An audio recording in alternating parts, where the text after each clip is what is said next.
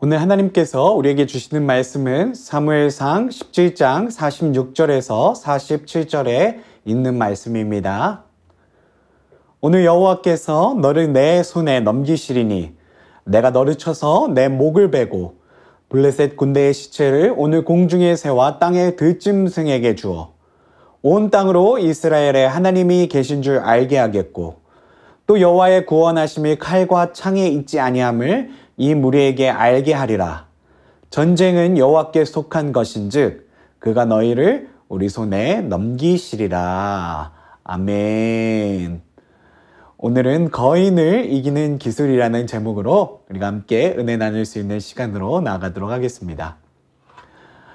오늘의 목표는요, 이 세상에는 영원한 강자도 약자도 없다는 말콤 글래드웰의 말을 기억하면서요, 특별히 이 변화하는 시대 가운데 작은 교회에게 유리한 그 전략에 대해서 우리가 한번 생각해 보고요.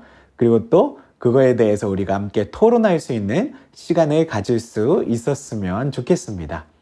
오늘 제가 거인을 이기는 기술이라는 제목을 이렇게 정하였는데요. 이 제목은 제가 임의로 정한 것이 아니라 말콤 글래드웰의 아주 유명한 베스트셀러 중에 하나인 다윗과 골리앗, 거인을 이기는 기술, 이 책을 보면서 제가 오늘의 제목을 정하게 되었습니다. 오늘 이 책을 통해서 또 우리 사무엘상의 말씀을 통해서 우리가 함께 앞으로 우리 교회가 나아가야 될 그 방향성에 대해서 고민할 수 있는 귀한 시간이 되어지길 소원합니다. 먼저 말콤 글래드웰에 대해서 이렇게 저자에 대해서 설명드리도록 하겠습니다. 그는 영국에서 태어나 캐나다 온타리오에서 자랐고 토론토 대학교와 트리니티 대학에서 역사학을 공부했습니다. 1987년부터 96년까지 워싱턴 포스트의 경제부 과학부 기자, 뉴욕 지부장을 지내셨고요. 1999년 이 시대 최고의 마케터 중 한 명인 롬 포페일에 대한 기사를 내셔서 내셔널 매거진 어워드를 수상하셨고요. 타임 가장 영향력 있는 백인, 월스트리트 저널 세계에서 가장 영향력 있는 경영사상가 10인, 포린 폴리시 최고의 세계사상가에 선정되신 아주 유명한 그런 기자면서 또 저자이십니다. 저자는 발표한 6권의 책, 말콤 글래드웰은 6권의 책을 모두 뉴욕타임스 베스트셀러에 올리셨는데요. 정말 이렇게 모든 책을 다 뉴욕타임즈 베스트셀러에 올리기가 힘든데 6권 모두를 올리신 아주 훌륭한 저자이십니다. 그 가장 대표적인 저서가 다윗과 골리앗, 거인을 이기는 기술, 오늘 언급한 책이고요. 타인의 해석, 아웃라이어, 티핑 포인트, 블링크, 당신이 무언가에 끌리는 이유, 이 6권을 모두 그 뉴욕타임스 베스트셀러에 올리신 아주 훌륭한 그런 어떤 저자이신데요.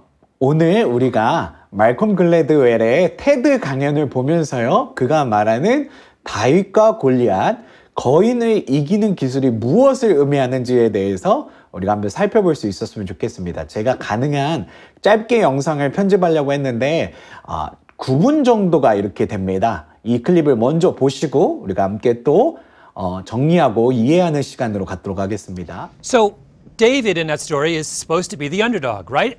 In fact, that term, David and Goliath, has entered our language as a metaphor for improbable victories by some weak party over someone far stronger.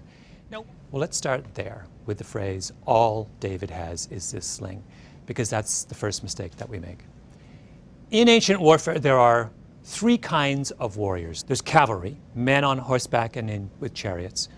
There is heavy infantry, which are foot soldiers, armed foot soldiers with swords and shields and some kind of armor. And there is artillery. And artillery are archers, but more importantly, slingers. And a slinger is someone who has a leather pouch with two long cords attached to it. And they put a projectile, either a rock or a lead ball, inside the pouch. And they whirl it around like this. And they let one of the cords go. And the effect is to send the projectile forward towards its target. Right?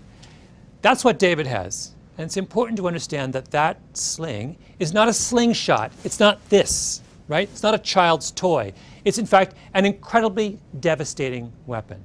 When David whirls it around like this, he's turning his the sling around probably at 6 or 7 revolutions per second.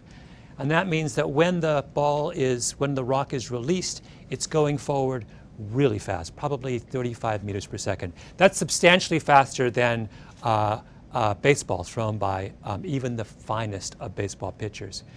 More than that, the stones in the Valley of Elah were not normal rocks, they were barium sulfate, which are rocks twice the density of normal stones. If you do the calculations on the stopping power of the rock fired from David's sling, it's roughly equal to the stopping power of a 45 millimeter handgun, right? This is an incredibly devastating weapon. Accuracy, we know from historical records that slingers experienced slingers could hit and maim or even kill a target at distances of up to 200 yards. From medieval tapestries, we know that slingers were capable of hitting birds in flight. They're incredibly accurate, right? When David lines up, and he's not 200 yards away from Goliath, he's quite close to Goliath. When he lines up and fires that thing at Goliath, he has every intention and every expectation of being able to hit Goliath at his most vulnerable spot between his eyes. If you go back over the history of ancient warfare, you will find time and time again that slingers were the decisive factor against infantry in one kind of battle, against heavy infantry in one kind of battle or another. So what's Goliath? He's heavy infantry. And his expectation when he challenges the Israelites to a duel is that he's going to be fighting another heavy infantryman. Right? When he says, "Come to me that I might feed your flesh to the birds of the heavens and the beasts of the field," the key phrase is "come to me." Come up to me, because we're going to fight hand to hand like this. Saul has the same expectation. David says, "I want to fight Goliath," and Saul tries to give him his armor because Saul is thinking, oh, when you say fight Goliath, you mean fight him in hand-to-hand combat, infantry on infantry. But David has absolutely no expectation, he's not going to fight him that way. Why would he? He's a shepherd. He's spent his entire career using a sling to defend his flock against lions and wolves. That's where his strength lies. So here he is, this shepherd, experienced in the use of a devastating weapon, up against this lumbering giant weighed down by 100 pounds of armor and these incredibly heavy weapons that are useful only in short-range combat. Goliath is a sitting duck. He doesn't have a chance, right? So why do we keep calling David an underdog, and why do we keep referring to his victory as improbable? It's a second piece of this that's important. It's not just that we misunderstand David and his choice of weaponry. It's also that we profoundly misunderstand Goliath. Goliath is not what he seems to be. There's all kinds of hints of this in the biblical text. Things that are, in retrospect, are quite puzzling and don't square with his image as this mighty warrior. So to begin with, the Bible says that Goliath is led onto the valley floor by an attendant. Now that is weird, right? Here is this mighty warrior challenging the Israelites to one-on-one combat. Why is he being led by the hand by some, young boy, presumably, to the point of combat? Secondly, the Bible story makes special note of how slowly Goliath moves. Another odd thing to say when you're describing the mightiest warrior known to man at that point, right? And then there's this whole weird thing about how long it takes Goliath to react to the sight of David. So David's coming down the mountain, and he's clearly not preparing for hand-to-hand combat, right? There is nothing about him that says, "I'm about to fight you like this." He's not even carrying a sword. Why does Goliath not react to that? It's as if he's oblivious to what's going on that day. And then there's that strange comment he makes to David. "Am I a dog that you should come to me with sticks?" Right? Sticks? David only has one stick. Well, it turns out that there's been a great deal of speculation within the medical community over the years about whether there's something fundamentally wrong with Goliath, an attempt to make sense of all of those apparent anomalies. been many articles written. The first one was in 1960 in the Indiana Medical Journal. And it started a chain of speculation that starts with an explanation for Goliath's height. So Goliath is head and shoulders above all of his peers in that era. And usually when someone is that far out of the norm, there's an explanation for it. So the most common form of giantism is a condition called acromegaly. And acromegaly is caused by a benign tumor on your pituitary gland that causes an overproduction of human growth hormone. And throughout history, many of the most famous giants have all had acromegaly. So the tallest person of all time was a guy named Robert Wadlow, who was still growing when he died at the age of 24, and he was 8'11". He had acromegaly. Do you remember the wrestler Andre the Giant, famous? He had acromegaly. There's even speculation that Abraham Lincoln had acromegaly. Right? Anyone who's unusually tall, that's the first explanation we come up with.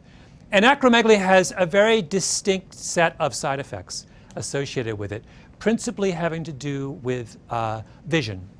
The pituitary tumor, as it grows, often starts to compress the visual nerves in your brain, with the result that people with acromegaly have either double vision or they are profoundly nearsighted.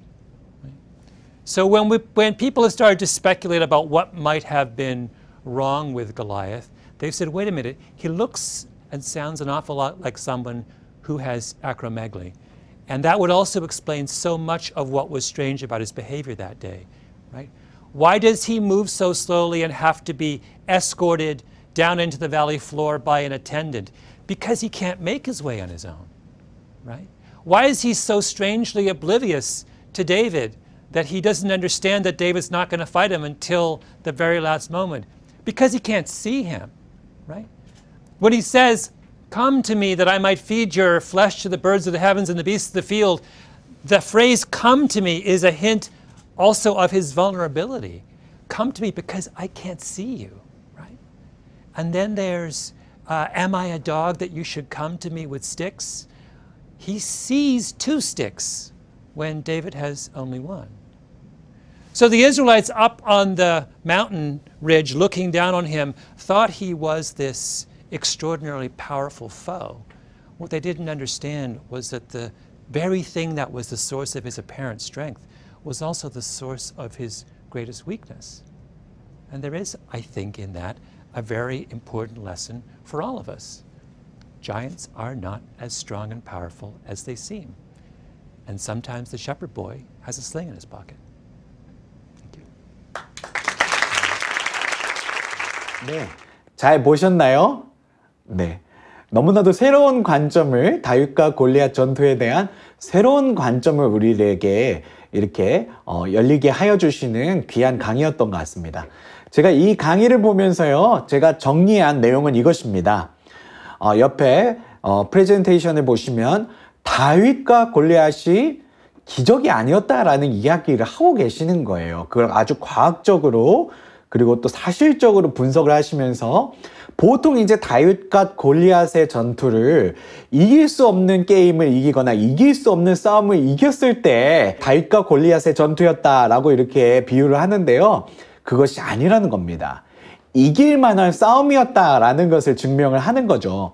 여기 보시면요. 다윗의 투석기에 대해서 먼저 말씀하셨는데 다윗의 투석기의 파워가 마치 45구경 권총과도 맞먹는 그런 살상력을 갖고 있다는 말씀을 하시고 있는 것을 우리가 들을 수 있었고요. 그리고 이게 아무리 살상력이 강해도 정확도가 없으면은 아무짝에도 쓸모없는 그런 기술 아닙니까? 근데 날아가는 새도 맞추는 정확한 무기라는 말씀을 하셨습니다. 그리고 다윗은 그뿐만 아니라 정확한 전략을 갖고 있었다고 말씀을 하고 계시는데요. 골리앗의 미간을 적중시키겠다 하는 정확한 전략을 갖고 있었기 때문에 이 다윗이 이길 만한 싸움이었다라는 이야기를 하고 계시는 거예요. 즉 기적이 아니다라는 말씀이죠. 그 아래 보면은 더군다나 다윗의 어떤 전력이 강했음에도 불구하고 골리앗의 약점이 있었다라는 것을 밝히고 계시는데요. 시종이 격전지로 안내했다는 사실을 우리가 성경을 통해서 볼 수가 있는데 이는 시력 문제를 우리가 의심케 하는 장면인 줄로 이렇게 알게 됩니다.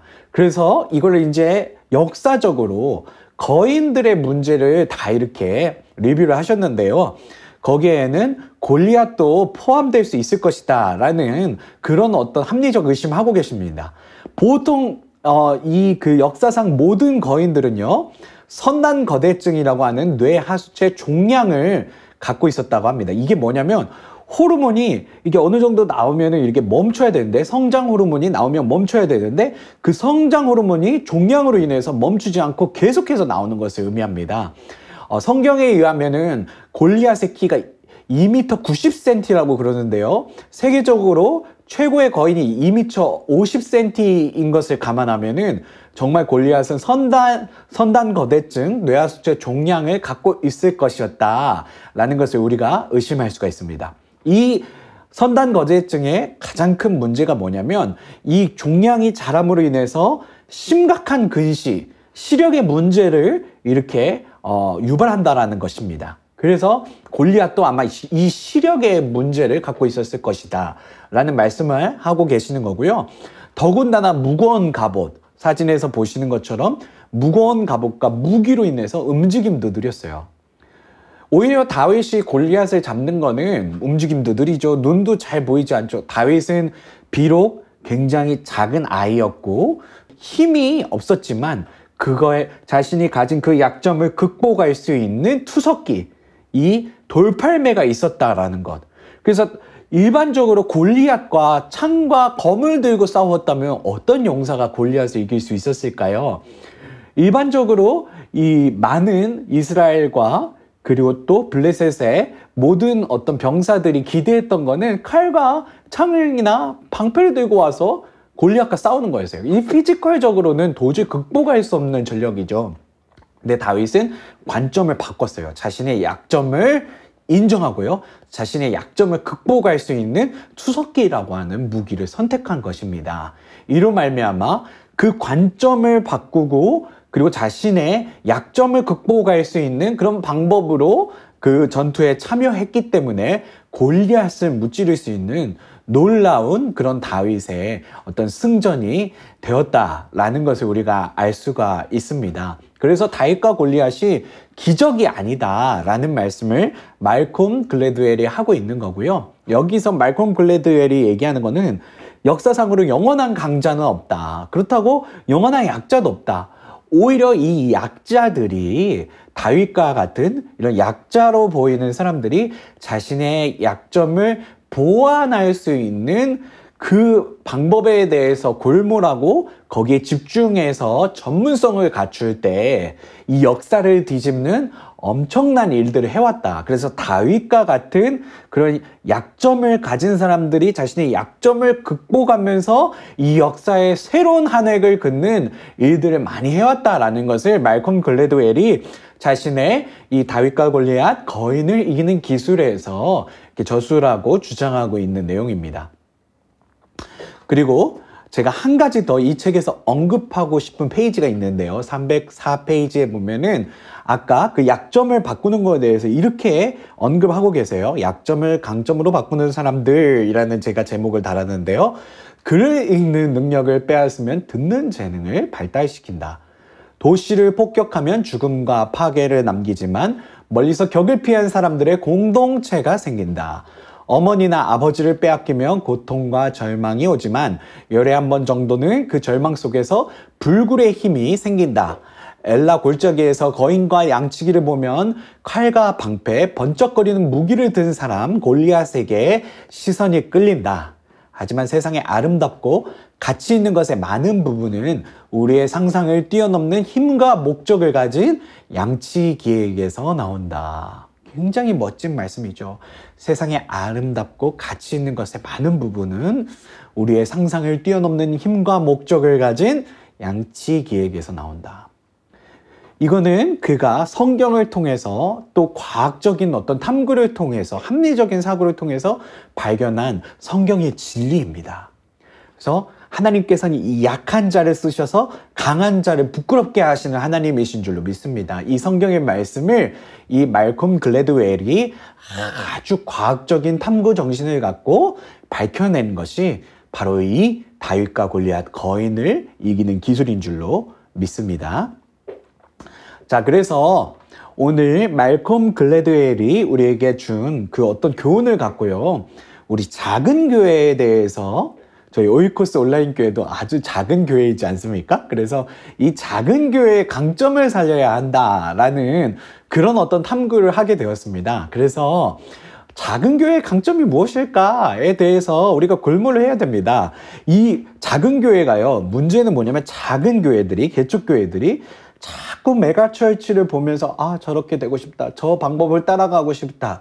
아, 저렇게 하고 싶다라는 그런 어떤 꿈을 갖고 메가처치를 따라하다 보면은요, 이 한국 속담에 흉내낼 수 없는 것을 따라하다 보면은 가지랭이가 찢어진다라는 그런 말씀이 있는데요. 정말 이 메가처치를 따라가면 안 됩니다. 작은 교회는 작은 교회의 강점, 다윗과 같이 이런 약점을 가진 그런 작은 체구의 피지컬을 가진 사람들은 그거에 맞는 돌팔매를 들어야지, 두석기를 들어야지 창과 검과 무거운 갑옷을 들면 안 된다라는 것입니다.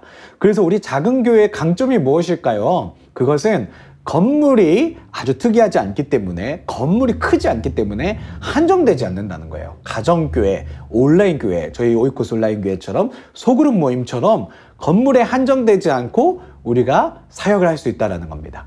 그리고 빠른 시대 변화, 지금 시대가 너무나도 빨리 변하고 있는데요. 구조를 빨리 바꿀 수 있어요. 우리 시스템을 빨리 변경할 수 있고요. 온라인과 오프라인을 연결시켜서도 사역을 할 수가 있습니다. 구성원들 간에 더 가깝고 친밀하게 지낼 수 있고요.